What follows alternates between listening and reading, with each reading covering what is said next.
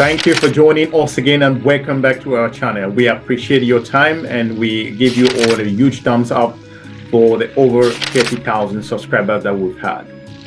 In this episode, I really want to dive into some specifics about the region. Talking about being an actor in history, one of the issues as well that I think we need to speak about is the fact that many countries, external countries, have established their foreign military bases here on the continent, and some justifying the bilateral agreements as protecting their interests. Is this growth an indication that the continent and the African Union lacks in its responses to prevailing peace and security measures and issues? Because, you know, this is also bringing about threats from different terrorist organizations. The militarization of Africa is today one of the most important challenges we are facing. Of course, under the pretext that Africa needs peace and security, there are a lot of intervention, not really to protect African interests, the interests of the African people, but to, unfortunately, to further their own particular interests on the continent. Wherever, when you look at the map of Africa today, there is a growing concern about the establishment of more and more military bases on the continent, wherever.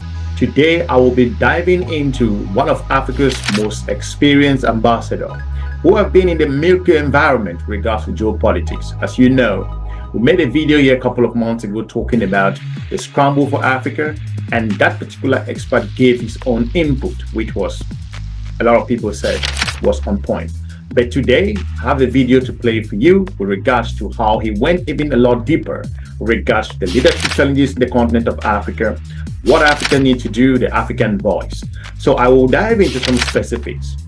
Before I play the video, this is what I would like to say. The continent of Africa has been grumbling over the past couple of years. But most recently, the continent of Africa has started speaking for the first time. The African geopolitical partners over the years never got to understand the continent. I think from the perspective that I see it was that Africa was just basically complaining. But now the continent is making decisions and selecting its own partners, and also making sure that to an extent they are putting their citizens first in different parts across the region. If you look at the Sahelian states, that they are moving to make sure that they consolidate power and also improve on their security. The partners of Africa want to hear the continent speak. They don't want to see people grumbling. If you grumble, they do not understand you guys. If you go ahead and say it the way it is, then you become interactive, or you can work together in several ways. In this episode, I will be diving into some specifics why the continent of Africa should wake up and start dealing in a strategic way with regards to its geopolitical partners, and more importantly, putting the Africa's people's interests first. Let's kick this interview and we will join you on the other side. The 14th Thabo Mbeki Africa Day Lecture is an annual event held to reflect the progress made by the African continent in various areas such as politics, economy and culture. It also serves as a platform to discuss current challenges and opportunities that face the continent and, of course, the way forward. This year's lecture will be delivered by Senegalese professor Abdoulaye Bathily.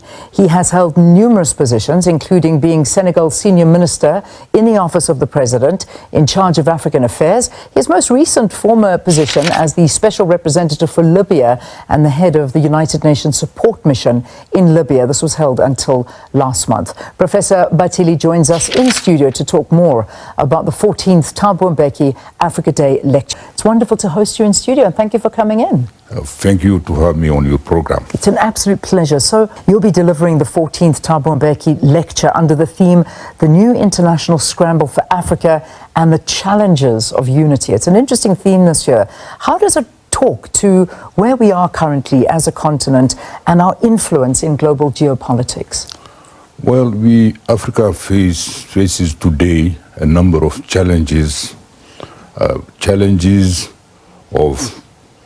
the role of the continent on world scene, challenges of economic development, challenges of peace and security, and of course, cultural issues, as you mentioned.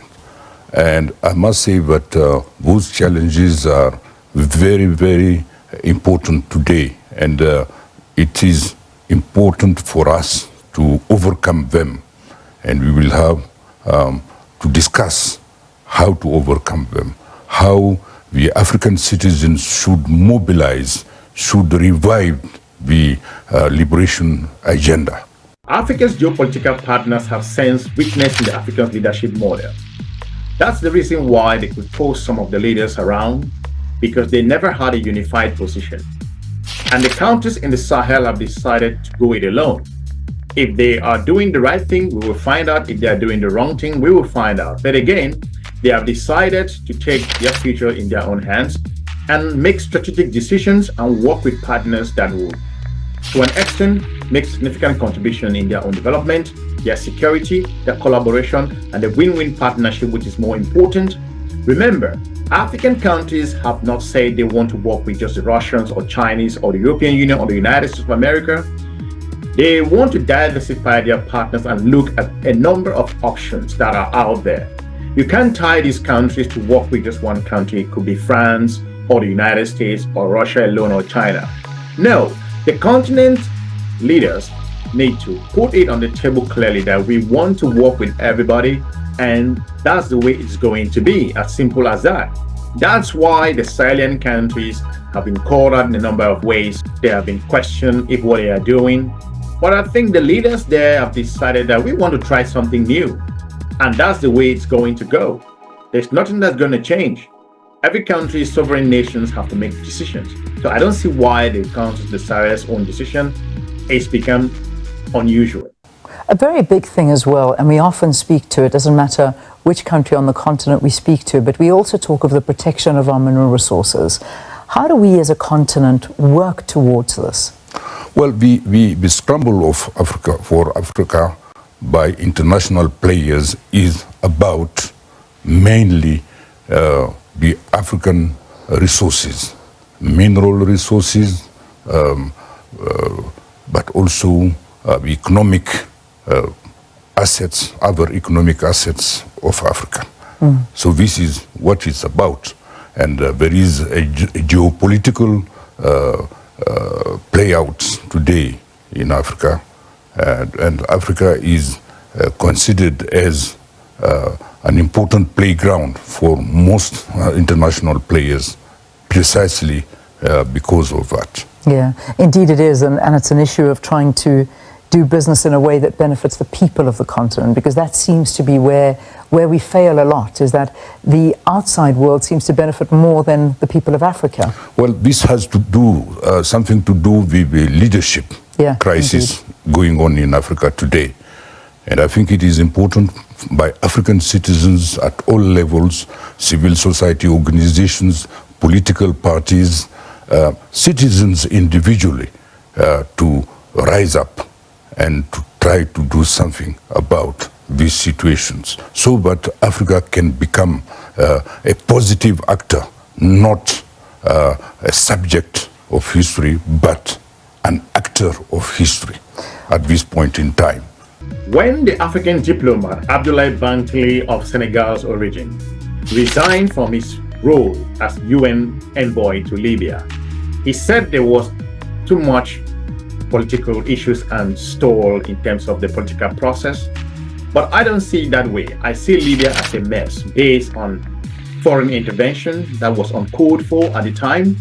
And that's the price for if peace is put aside and something else brought in regards to force. We all see what's happening in the Sahel at the moment. We all see what's happening in Ukraine, and we see what's happening in Gaza between Israel and Palestine. So this is something which I think the ambassador will dive into more specifically.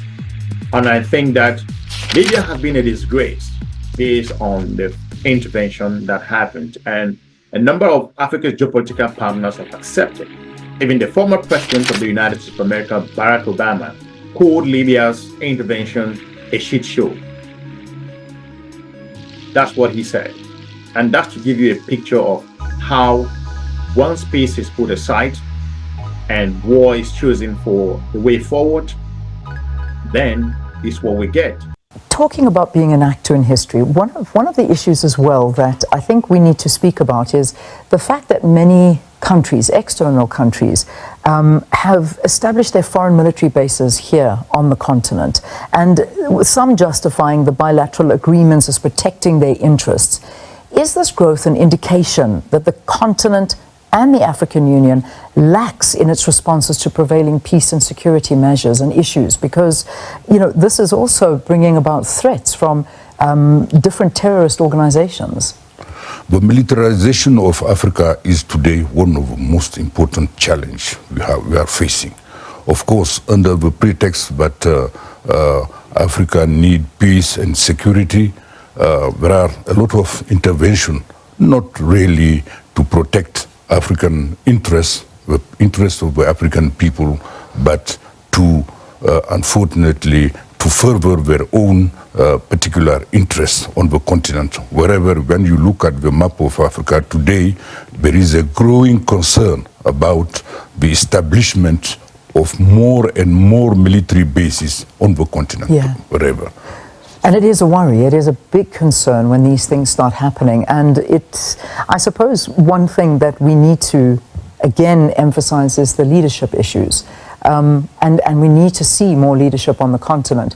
And when you look at the continent, are you satisfied with the quality and the type of leadership that we are getting? As I said, we are facing a serious leadership crisis in many countries and globally on the continent. The crisis of democracy, the democratic dispensation, the crisis of leading to the management of the resources of the continent, the issue of corruption, the issues of fair distribution of resources among citizens. All these are issues which are of importance to citizens today. And citizens are rising up, especially the young people, the women, who want to have a better share of the resources of their respective country. On the issue of natural resources, the ambassador is spot on. When we talk about the scramble and the geopolitical influence of foreign partners, remember, Africa cannot do it alone. Africa will need to walk alongside its global partners. Africa does need to engage its partners from its own strategic interest. Once the continent of Africa starts adding value to its mineral resources, then the continent has a say in a number of areas. If you look at the Thabo Mbeki report that came out a couple of years ago, where it clearly mentioned that the continent of Africa loses billions of dollars every month.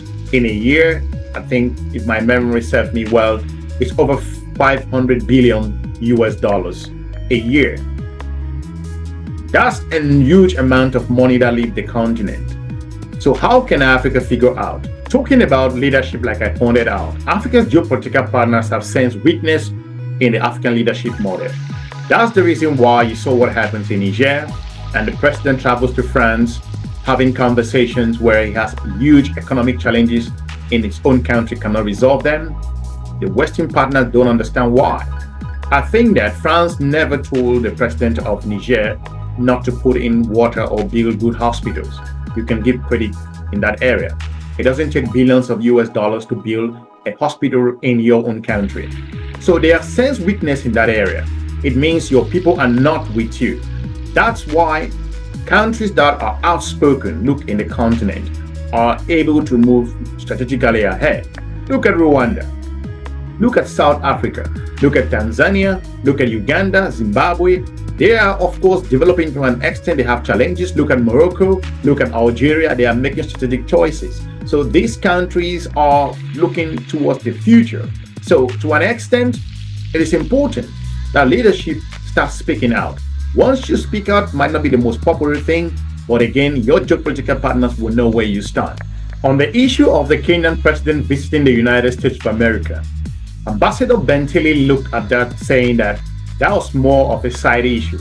The more strategic issues should be that the continent of Africa working in unity to engage its geopolitical partners. If Africa is broken into pieces, it's very easy for its geopolitical partners to manipulate and also drive their own interest. That's a clear message. So he talked about unity, which is more important in a number of areas. Let's dive back into the video. I want to look at quite an important event that's taking place at the moment, and that is the visit of the Kenyan president to the United States of America. We're seeing William Ruto there, the president. This is a very historic visit for many reasons, because we haven't seen something like this in a good couple of years. Perhaps you could talk to us about the significance of this visit for the continent. Well, I'm not in a position to comment on that visit. What I just want to mention is the importance of African leaders to really come together as a unified leadership to face the challenges of the continent. Because the issue of unity is not about one country facing one major power, because this is not the issue. What is most important today, of course, bilateral issues are important for a given country to deal with, but from the perspective of the continent, what is important, there is a need today for African leaders to come together as a bloc to face the challenges of the continent, and also to face the challenges raised by the scramble of international players. We should not be allowed to be dealt with individually, but collectively.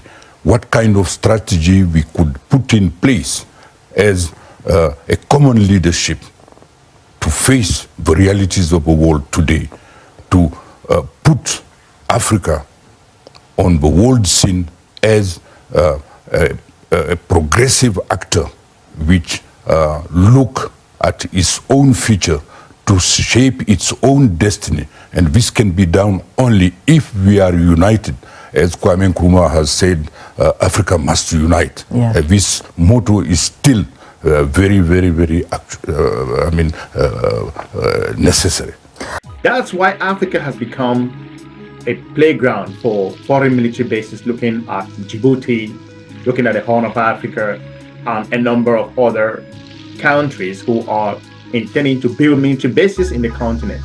Don't get me wrong, Africa needs partners to work together. Russia, China, the European Union, United States, India, and a number of other countries. These geopolitical partners have sensed that Africa cannot protect itself, that Africa is weak in security. That's why, to an extent, they have to protect their own resources and their strategic interests. This is an important area where Africa needs to re-strategize itself and put its own people first. The ambassador also looked into what's happening around the world in Ukraine, talk about what's happening in Sudan, and more importantly, also refer to issues happening in Israel and also among Palestine. Well, to him, that he considered the current challenges in the Middle East to be a liberation issue.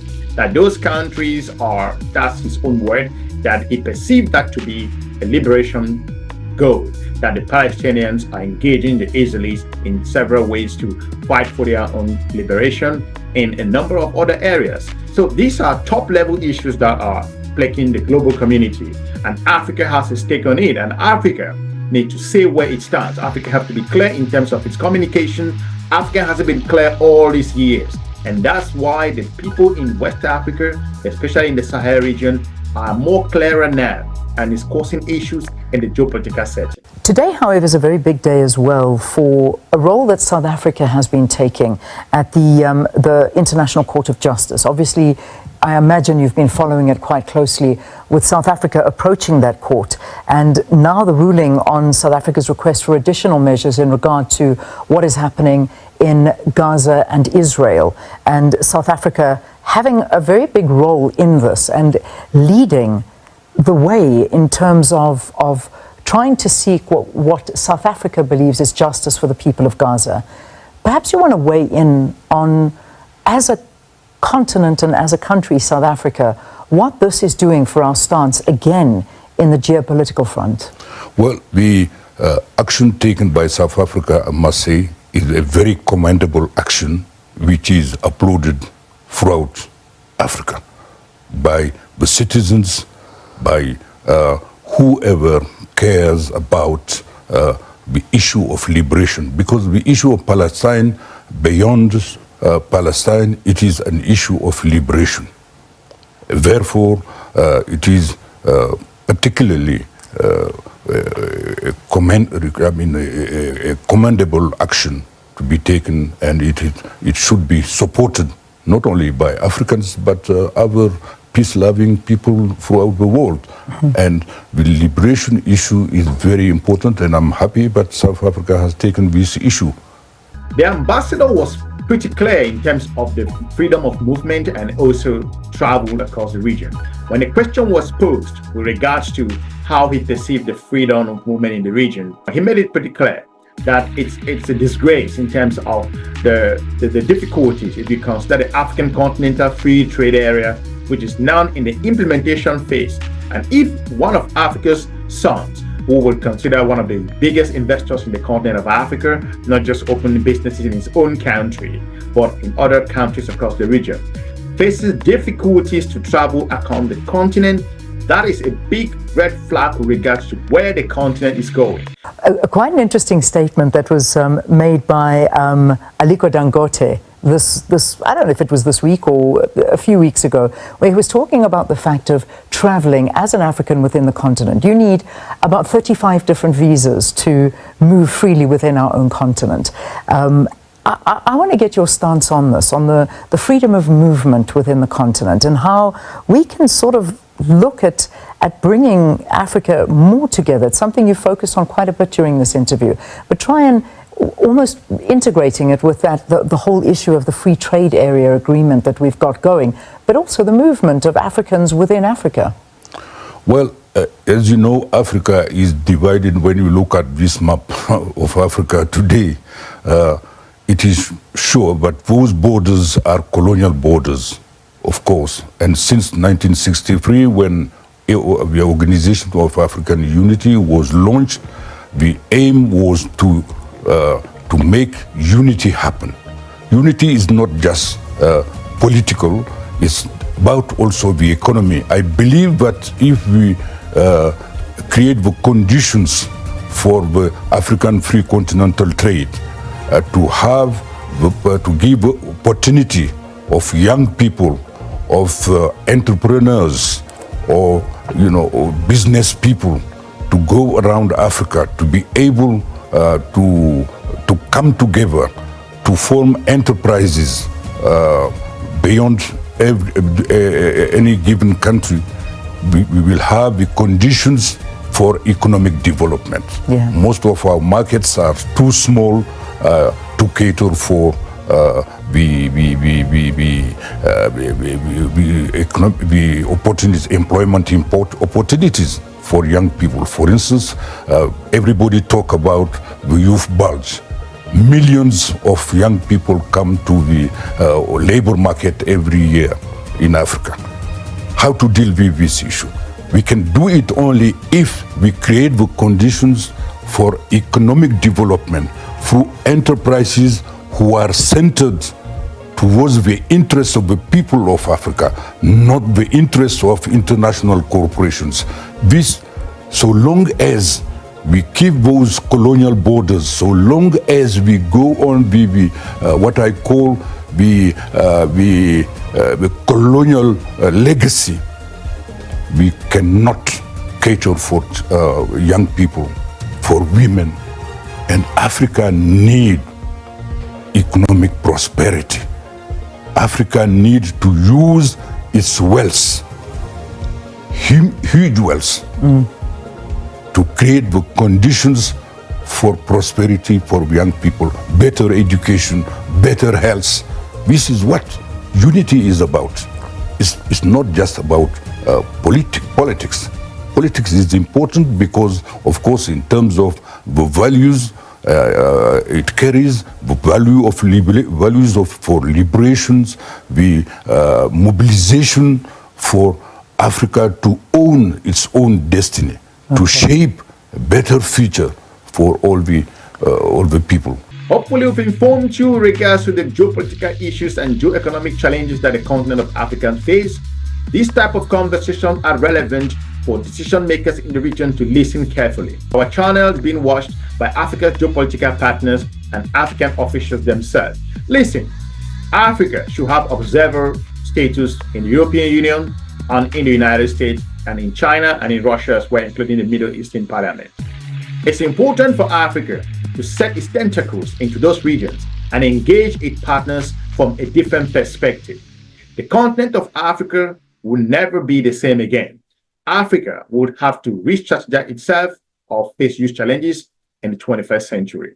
We want to thank you for watching. Leave us a comment, watch some of our other informative videos on this YouTube channel, give us a like, keep the conversation going. We are looking forward to meeting you soon in our next episode. Have a good day. Bye-bye.